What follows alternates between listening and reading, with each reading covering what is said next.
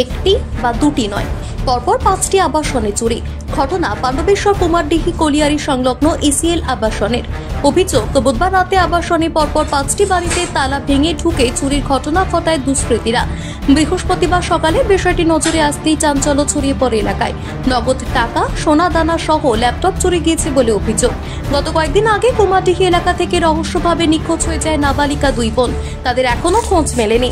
সেই ঘটনার রেশ কাটতে না কাটতেই এসিএল আবাসনে 5টি বাড়িতে চুরির ঘটনায় এলাকা জুড়ে আতঙ্ক ছড়িয়েছে। প্রশাসনের আরো বেশি নজরদারির দাবি তুলেছেন এলাকাবাসী। আসানসোল গেছি, বুঝলেন তো, মেয়ের বাড়ি।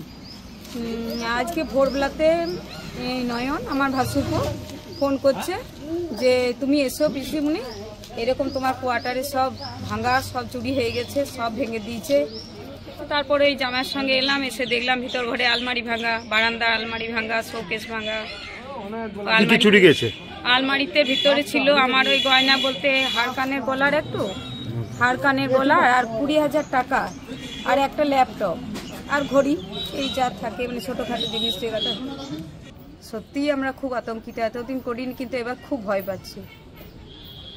আমরা আতঙ্কিত বলতে এই যে আমরা এত বড় কলিয়ারি গ্রাম বিস্তীর্ণ এলাকা নিয়ে আমরা যে আনন্দে বাস করতাম সব কিছু, কিন্তু এখন আমরা এত আতঙ্কিত হয়ে যাচ্ছি যে আমরা নিজেরাই ভয় পাচ্ছি যে বেরোতে, মেয়ে ছেলেরা বেরোতে পারবে না দুদিন পরে যা পরিস্থিতি ঘটছে। কি কি ঘটেছে?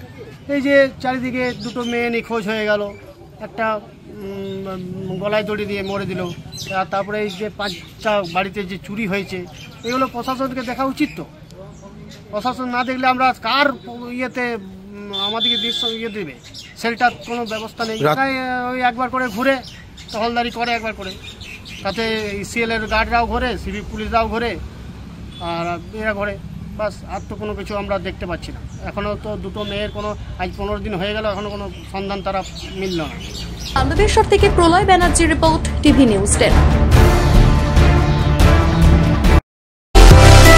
সুলভে সঠিক চিকিৎসার একমাত্র প্রতিষ্ঠান বিবেকানন্দ হসপিটাল। 24 ঘন্টা emergency service, blood bank, trauma care. আপনাদের সেবায় আমরা তৎপর। গুণমান ও পরিষেবায় দুর্গাপুর বিধাননগরের ডক্টর জাকির হোসেন এভিনিউর বিবেকানন্দ হসপিটাল শিল্পাঞ্চলের মানুষের মন জয় করেছে।